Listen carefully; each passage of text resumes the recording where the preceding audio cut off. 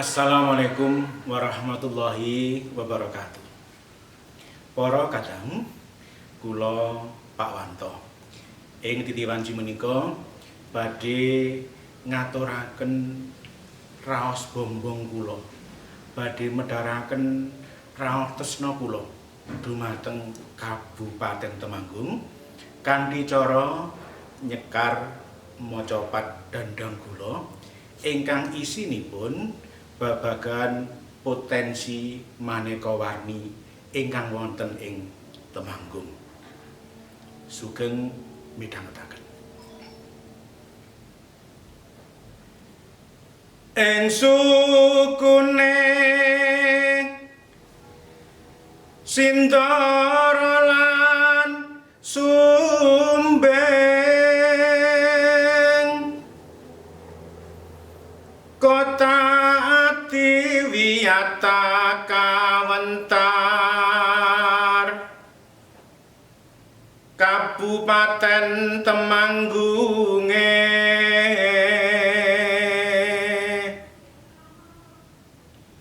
tanahe banget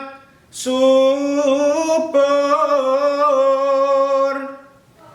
kang tinandur wae andati sesawangane endah angenganyut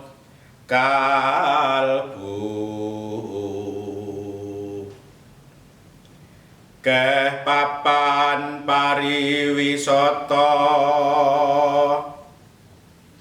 pringapus pikatan liangan lan jumpret lan curug sura dipa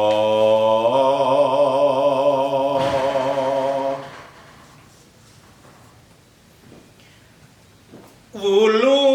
watu keh maneka warni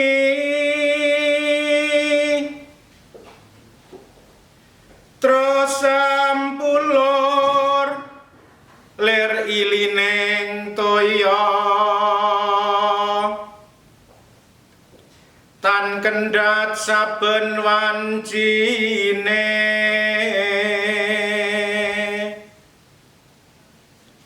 bagus rintil misuwur dadi jantu rasa kang mandi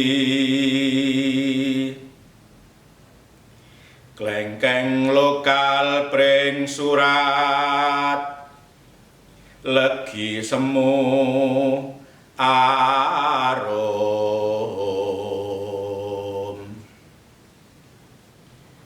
robustalan arabica kopi andalan minangka komoditi ekspor mancanegara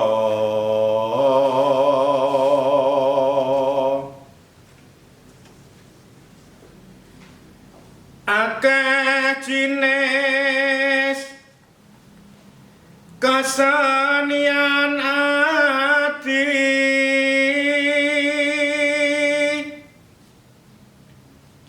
kang dikilut dening para warga pinuti mreh lestarine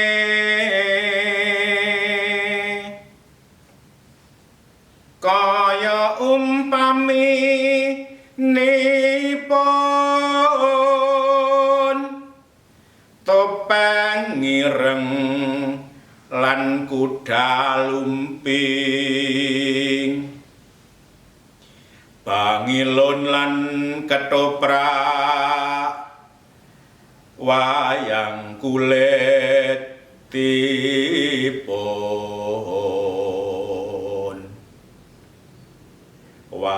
pokokan lan kobra seswa janen angguk wulang sunu ora keri wujud taman budaya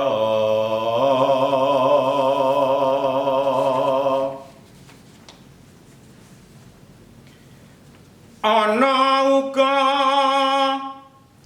menu tradisional khas Temanggung kang kondang kaloka lestari nganti seprene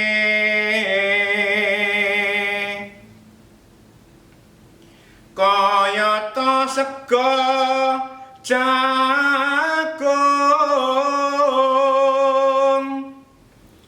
bakso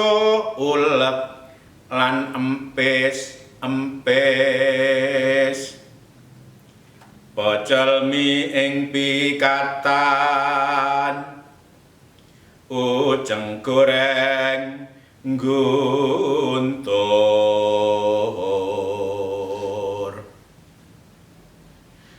kupat tahu ing batowar sop buntute tenda biru terus cumawes kabeh sarwa mirasa